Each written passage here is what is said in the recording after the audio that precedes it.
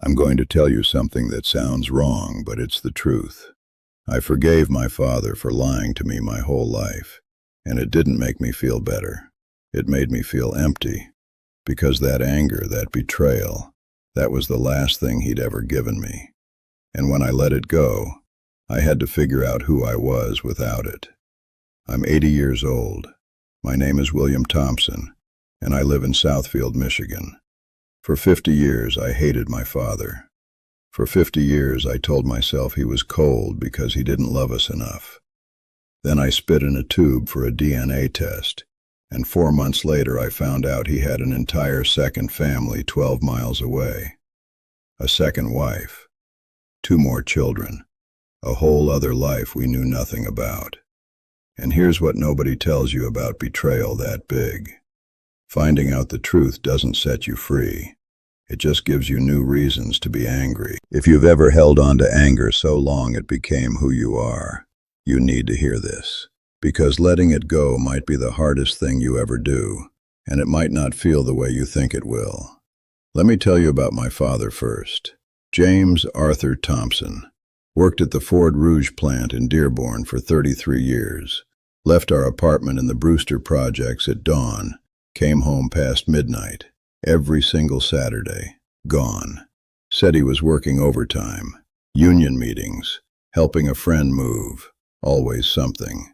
I remember one Saturday, summer of 1958. I was 13 years old. Made the junior varsity basketball team at Northeastern High. My mother saved up for weeks to buy me Converse sneakers, white high tops. I asked my father if he'd come watch me play that afternoon. He was reading the Michigan Chronicle at the kitchen table. Didn't look up. Just said, "I got things I got to do, William. You understand." I played that game crying so hard I could barely see the basket. Lost by 22 points.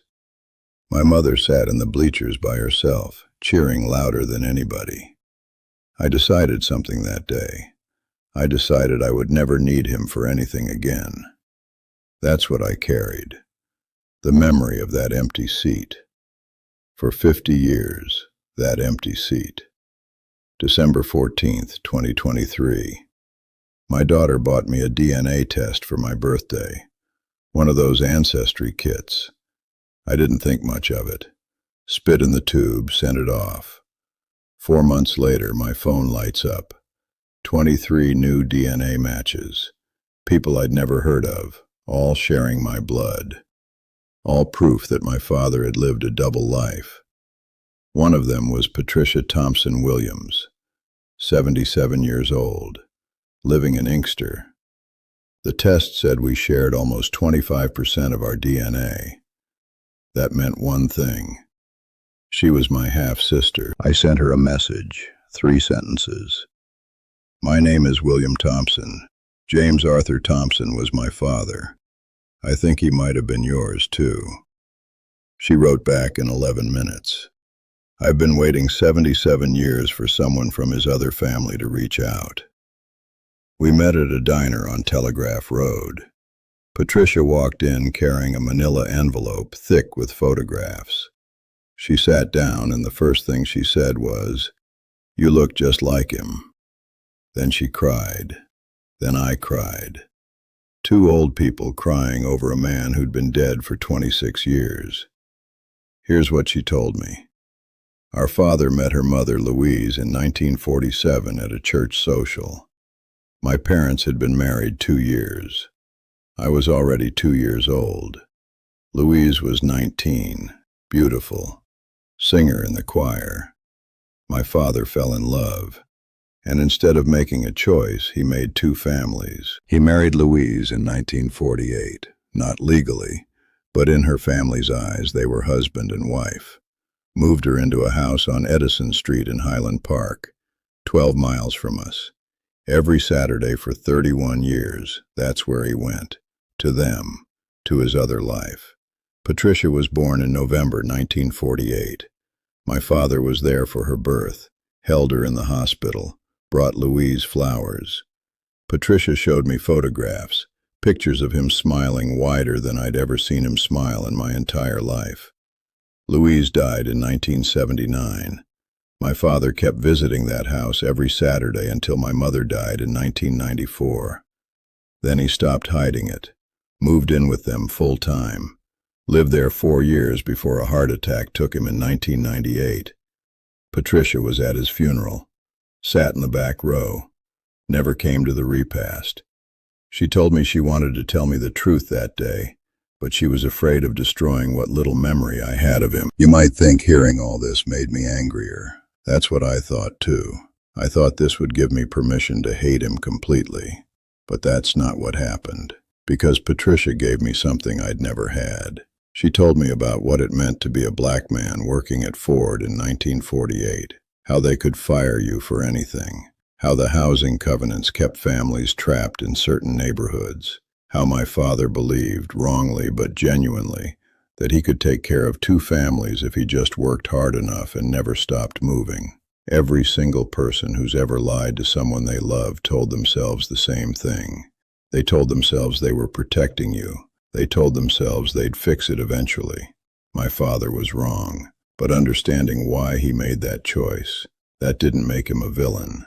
It made him a man who made terrible decisions out of love and fear. And here's what I didn't expect. Understanding him made forgiving him harder, not easier. Because now I had to let go of being right.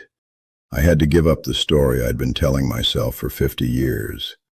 The story where he was the villain and I was the victim. That story made sense. That story explained why my childhood hurt. Without that story, I didn't know who I was. 3 things I learned too late. 1. Forgiveness isn't for the person who hurt you. They might be dead. They might not care. Forgiveness is about whether you want to drag a corpse behind you for whatever time you have left. I carried my father's absence for 50 years. It poisoned my relationship with my own son.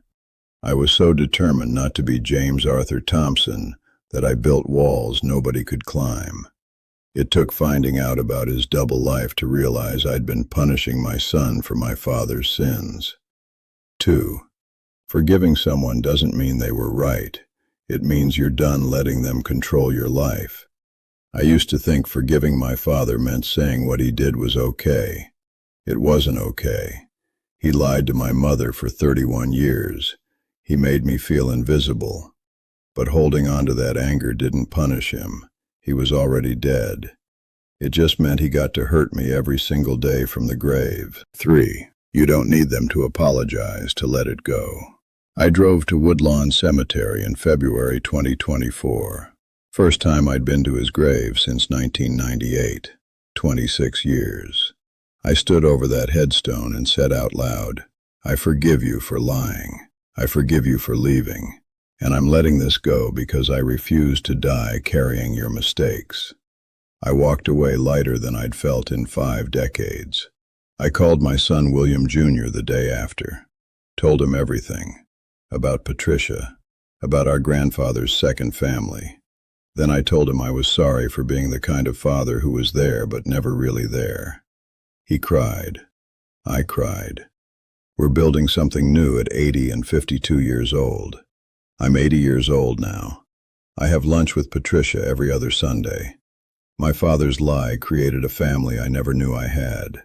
And letting go of my anger opened a door I thought was closed forever. Here's what I need you to understand. You're carrying something right now. Maybe it's a parent who failed you. Maybe it's someone who betrayed you. And you're telling yourself you'll forgive them when they apologize, or when you understand why they did it, or when enough time passes. They might never apologize. They might be dead already. Time won't heal it. Only you can do that. And every day you wait is a day you choose to suffer.